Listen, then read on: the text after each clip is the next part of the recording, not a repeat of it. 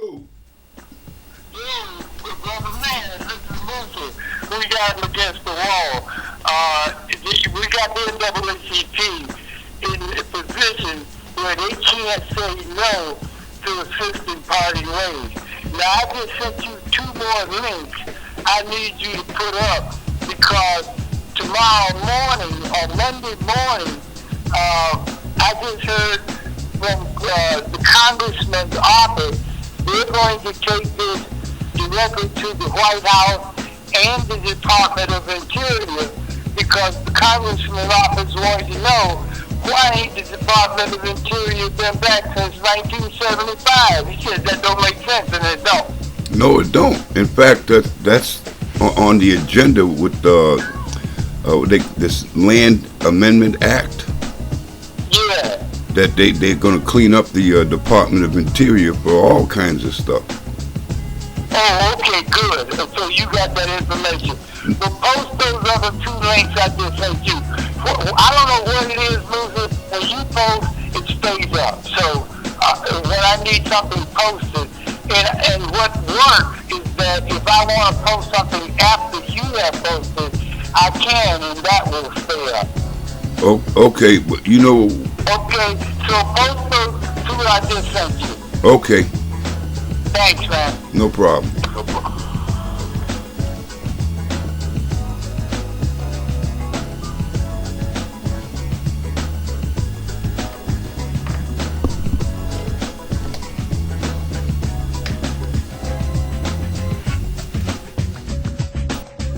This is the Elder Wayne Barboza, and this is the first day of July in 2013, and this is a news update.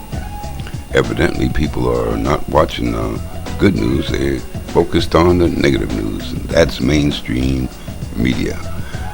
Stay tuned to our show twice a week.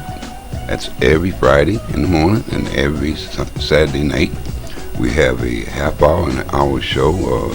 Try to fill in as much as we can to those who don't have internet and those who don't go online. Your TV news is not going to tell you these things. But we've been working. The last time we put a video out was on Fogo. Fogo, the volcanic island, and the nutrient-rich soil and flowers and people who live on top of this volcano off the coast of West Africa on the island of Fogo, Cape Verde. Now, the Republic of Cape Verde is probably one of the only African nations that have been at peace throughout its time of independence. It started with a movement with a fellow named Cabral and another fellow named Barboza.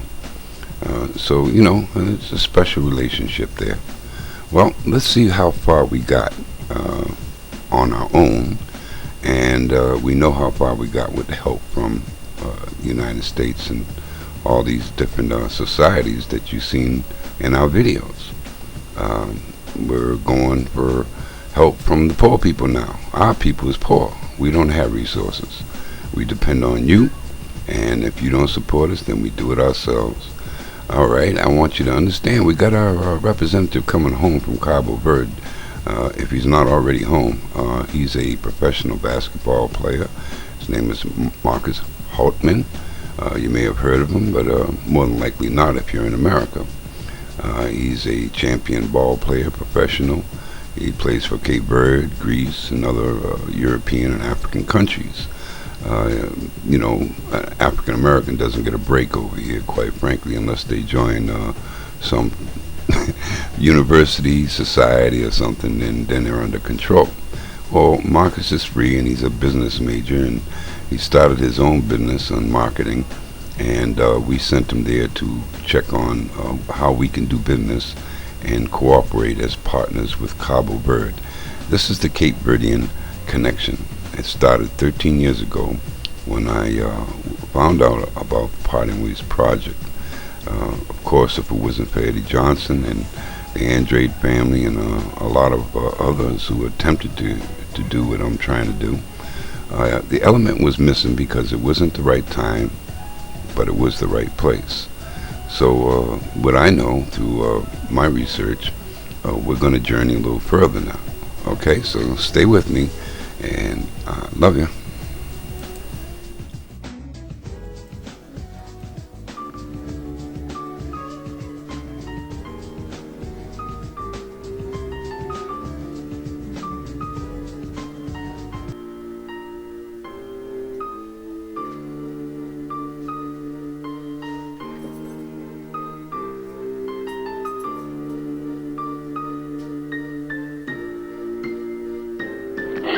Well, it is a great pleasure to welcome 4 leaders from Africa, all of whom are doing extraordinary work.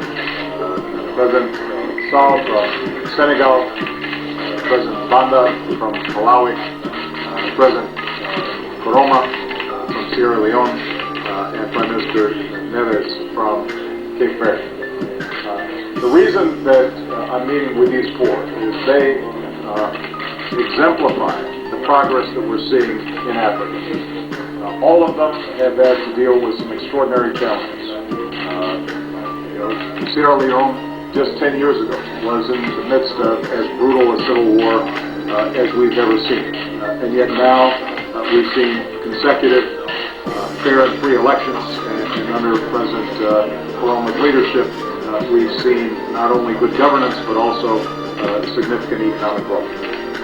When you talk about Malawi, there was a constitutional crisis just last year, and yet President Banda has not only been able to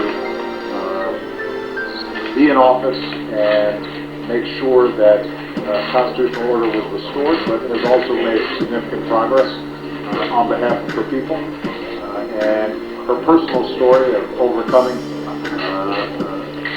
a history of abuse and leading women throughout her country, I think, indicates the kinds of progress that can be made when you've got strong leadership. The same is true for His Excellency President Sall. There were some bumps in the road in terms of transition from the previous president, and yet the Senegalese rose up at a grassroots level and sustained their democracy. And Cape Verde is a real success story.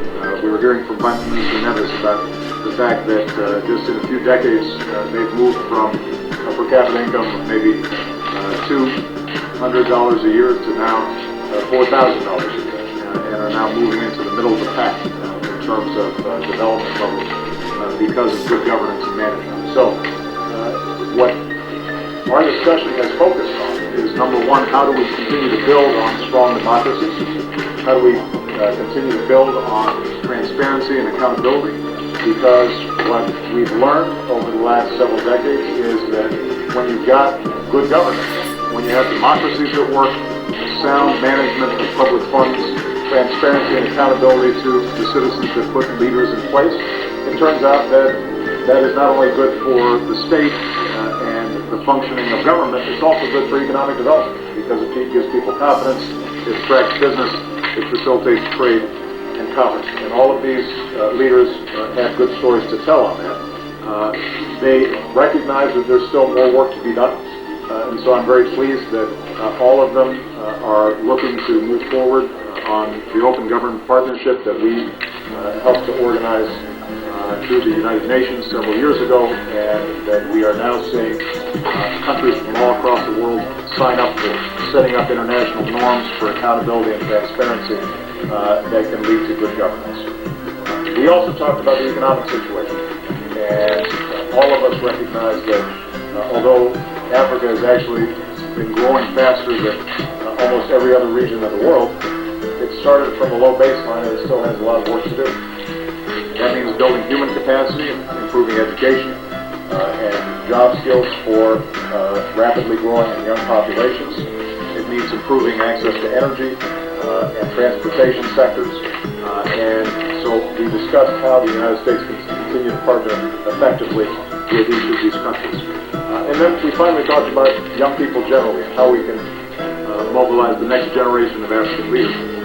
And individuals like President Koroma have taken great interest in finding additional ways that we can recruit and engage young people not only to get involved in public service, but also to get involved in entrepreneurship that helps build these countries. And so my main message to each of these leaders is that the United States is going to be a strong partner, not based on the old model in which we are a donor and they are simply a recipient, but a new model that's based on partnership and recognizing that no continent has greater potential, greater upside than the continent of Africa if they in fact have the kind of strong leadership these four individuals represent. And we intend to continue to engage with them through a range of programs, through the Millennium Challenge, through the USAID, through PEPFAR programs, but we're also looking for new models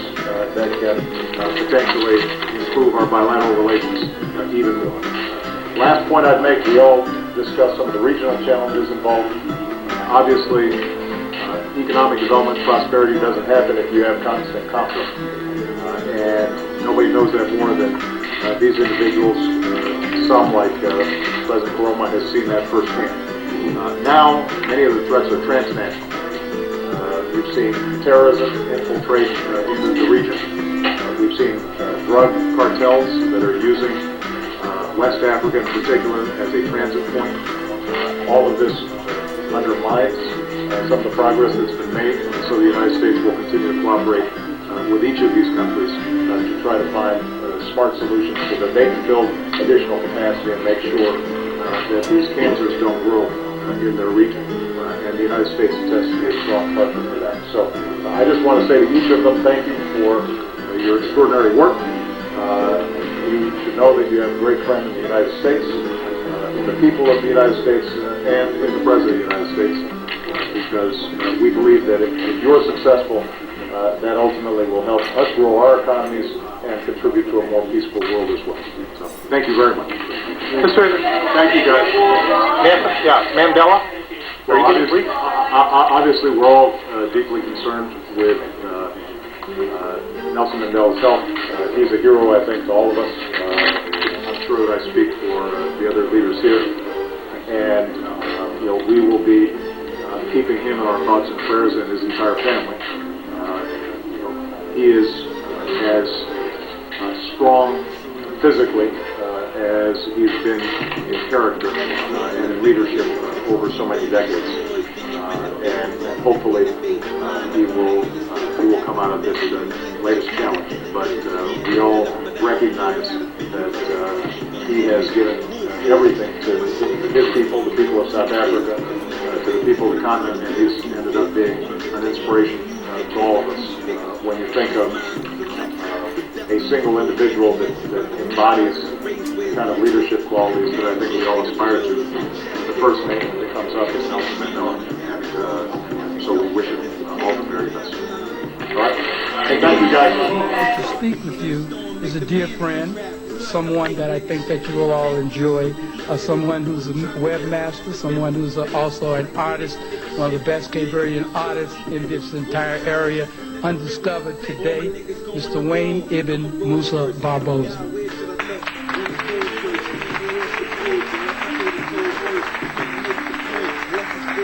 Good evening, ladies and gentlemen, honored guests. I'm not a speaker. I'm an artist, I'm a craftsman, and a friend of it.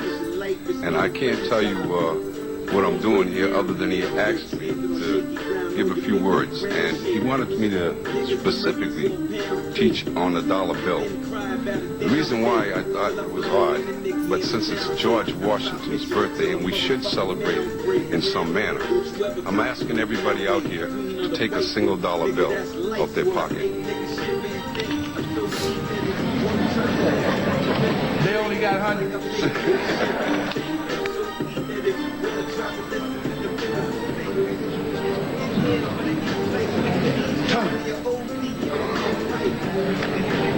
George Washington, the father of this country, the first president, elected in 1789, February 4th, which happens to be my birthday. He's on every one of these, and there's a reason for it. We know him as the first general. We know him also